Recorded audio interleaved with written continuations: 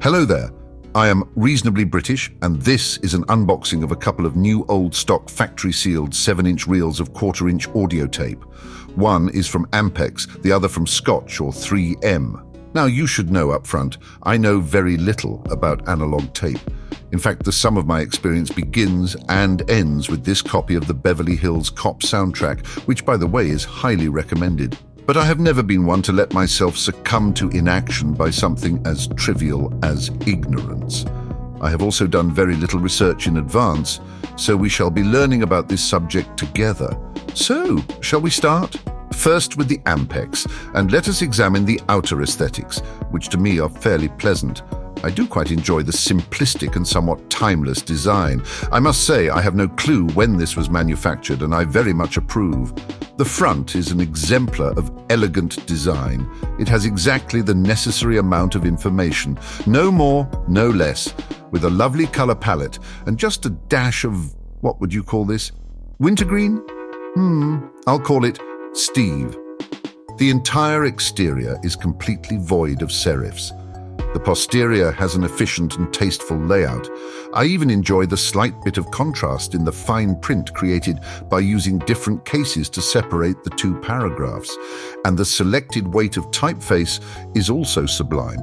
You very rarely see all capital letters look this refined. The simplicity continues inside, where we find the overwhelming absence of anything.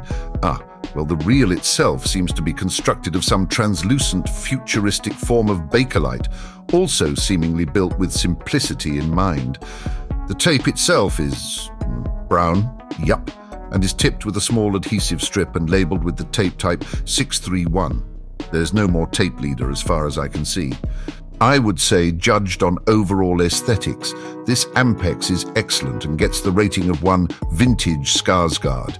A very high rating indeed. Moving on to the Scotch, which is something rarely heard from an Englishman. This box is the exact opposite of timeless. I don't care what you say or what my forthcoming research tells me. I can tell from the design that this was manufactured on exactly April 24th, 1972.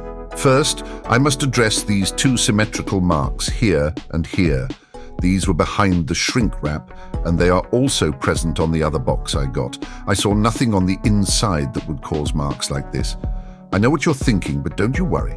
I'm an Englishman, and therefore have been bestowed with a gluttony of deductive reasoning, by which I surmise that these marks are the result of highly focused acute gamma radiation. How is that, you ask? Well, I'll not have you question me. The frontwards design inadvertently mocks the rule of thirds. There is an attempt at symmetry, but it is thwarted by trademark concerns. I do actually very much like, and perhaps prefer, this version of the 3M logo, which I had not seen before. A single color is introduced by the strip of plaid, which I'm sure has been added to remind us which 3M product brings in the real dosh. I don't mind the plaid, but the front of this box is a bit busy. It gets one full Skarsgård and maybe also one of the lesser Skarsgårds. Yeah, nobody's heard of this one. Oh, and for a company so protective of their trademarks, they have little regard for the Germans. The back is okay, but the fine print section looks like a standard fine print section. There is much less appeal in this typeface. Wait, the Minnesota Mining and Manufacturing. Oh my God.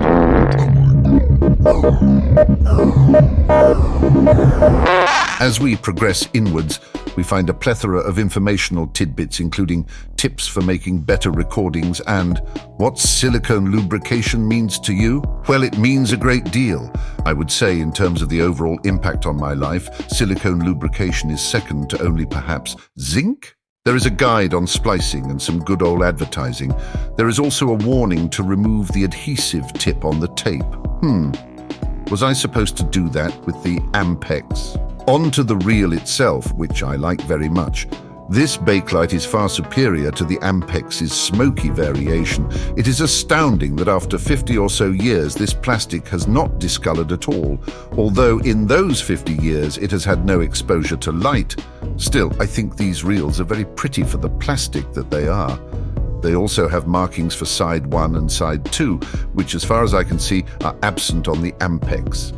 Okay, enough aesthetics. How do these sound? Well, I don't know. I don't have a reel-to-reel player. That's getting here tomorrow. Oh, look, it's tomorrow. This is the Akai GX-4000D tape recorder. This is a consumer-level tape recorder from the late 70s, early 80s. It plays and records stereo on up to 7-inch reels at 7.5 and 3 3/4 inches per second.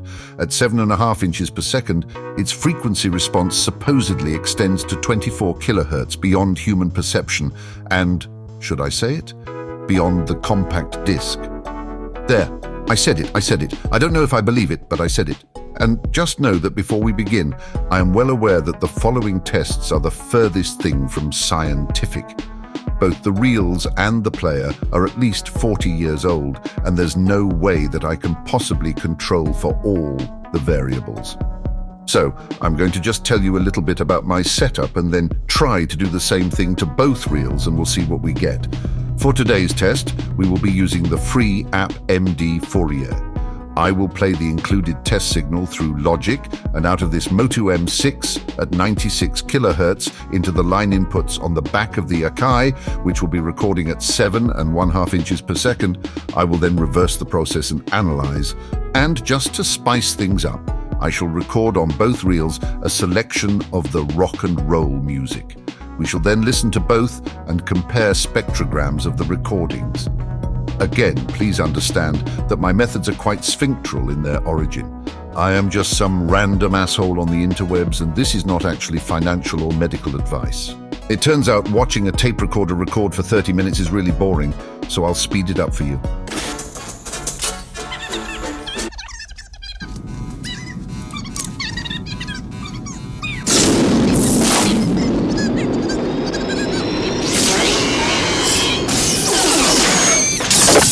For reference, here is the result of the MD Fourier test signal going through the Moto M6, down the RCA cables and coupled back into the M6. Here is the signal going through the Akai, not being recorded through tape, but instead going through line in and right back through line out again. And here is the test signal after being recorded onto the Ampex tape.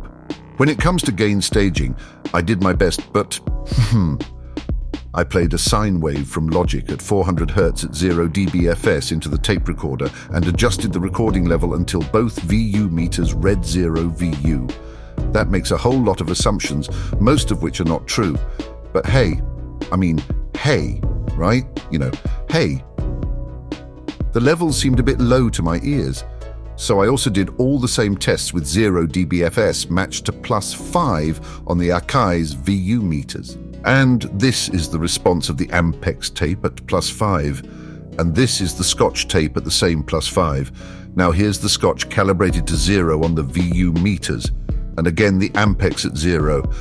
And here is, for legal reasons, a very short snippet of some popular rock and roll music recorded and played back on each tape, along with the spectrogram of the entire recording. All you do is call me.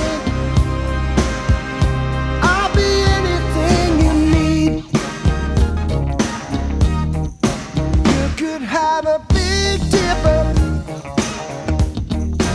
going up and down all around the bends. You could have a bumper car bumping.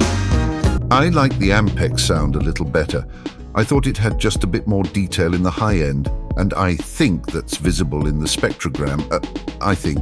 I would ask what you think, but oh, would you look at that, we're out of time.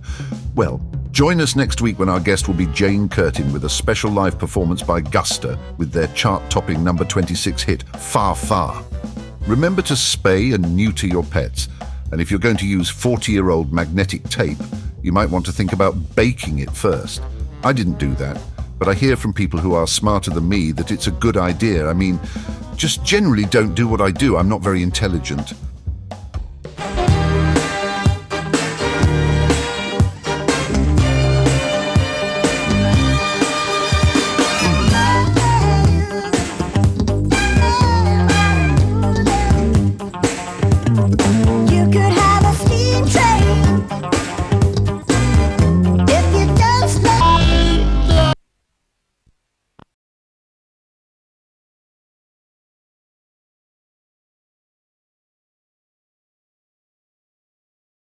Right. Do you think they're gone now? Good. I thought they'd never leave. Now it's just us. Okay, so a couple things. First of all, is this Ampex really new old stock? What's this bloody sticker doing here, and why does it maybe say March 2006? I confess myself suspicious. I guess any asshole can go out and buy a shrink-wrap machine. I wanted to also say that when I purchased these, I had very little regard for quality or the comparability. This started as just an unboxing and evolved into a half-assed quality comparison. However, do not base your purchase decisions on this video. In fact, after a brief spasm of research, the reel-to-reel warehouse says to run away from the Scotch 111 tape. It warns of possible acetate vinegar syndrome, which I thought that smell was just me. It does get lonely in here. I also earlier stated that the frequency response of the tape and/or tape machine surpassed that of CDs, and whilst you can't see an ever so slight amount of information above 22.5 kilohertz, I don't believe at all that these tapes are in any way higher quality than a CD. The frequency response of these tapes is far from flat, and this copy of Sledgehammer was ripped from a CD. So it's not even a fair test, but I'm the schmuck who bought this stuff. So what does that say about me? Okay, I shall fart at you later. My name is Steve Gutenberg.